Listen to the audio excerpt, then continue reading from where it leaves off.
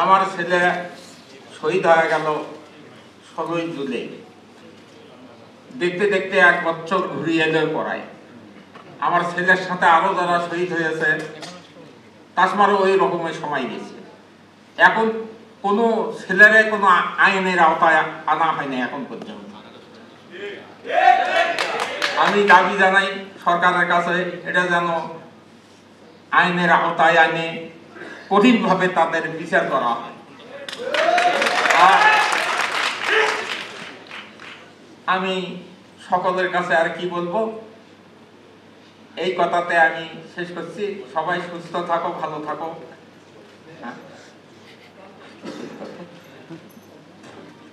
আমার ছেলেটা আমার সংসারের মধ্যে একটা প্রদীপ ছিল।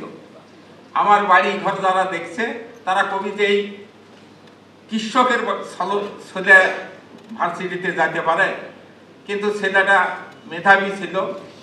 ওই 8 লাইন থাকি মানুষের ছেলে টিউশনি করায়। এইরকম করতে করতে শহরে যা টিউশনি করে খরচ কমিয়ে দিতে লাগছে। ওদের খরচ দিয়ে আমি পড়ে এতে অনার্স পরীক্ষা পাশ করলি, তাই নির্বন্ধন পরীক্ষা টিকছিল, পরে লিখিত পরীক্ষা দিয়েও পাশ করছে।